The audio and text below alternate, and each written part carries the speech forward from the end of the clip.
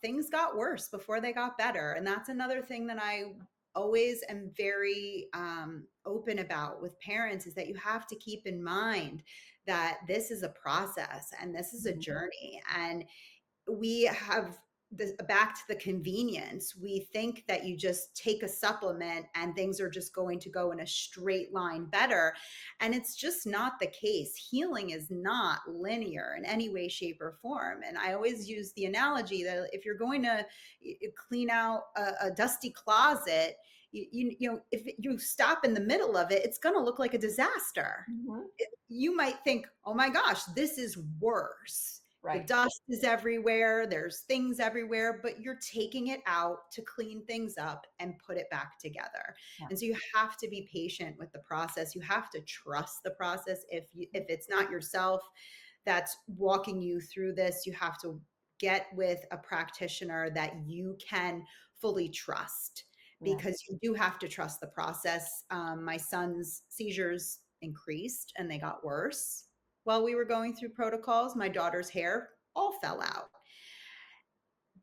But we trusted, knowing that the body inherently wants to heal. It inherently wants to keep you alive. And what it's doing is keeping you alive. So when you're going through these protocols, you just have to trust your body. You have to trust your protocol and you have to trust your body and adjust, right? If it's too much, back off, slow down.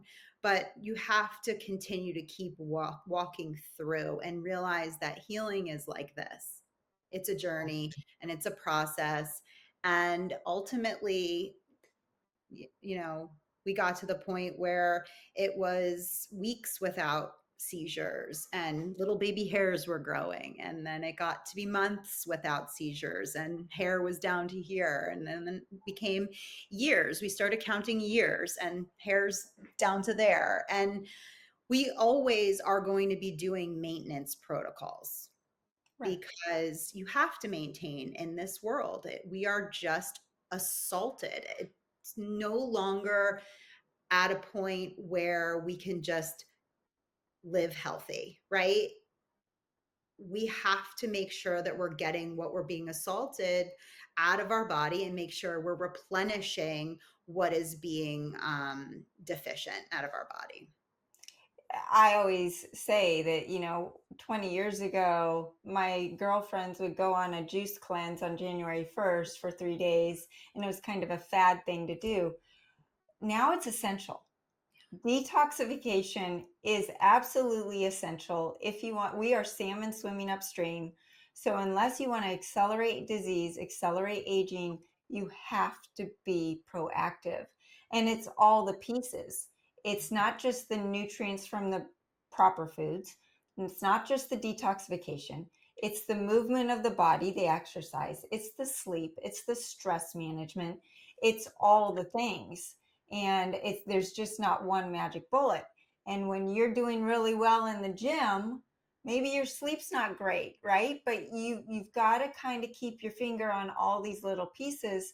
And like I mentioned before, generations in the past didn't have the toxicity that we have today.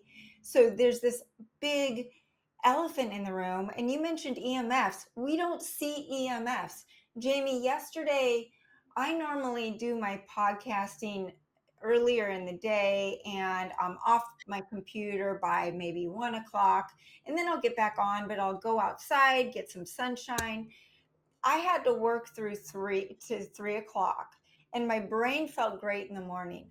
I had a massive headache yesterday afternoon, and it's the EMFs. You can't see them. They're there, and so that's just one aspect. We don't see the heavy metals. We don't see the microplastics. We don't see the fluoride that I just did a podcast on that's in our water that the government is claiming is bad for children's IQ. You guys, this is the government that's coming out and saying that, right?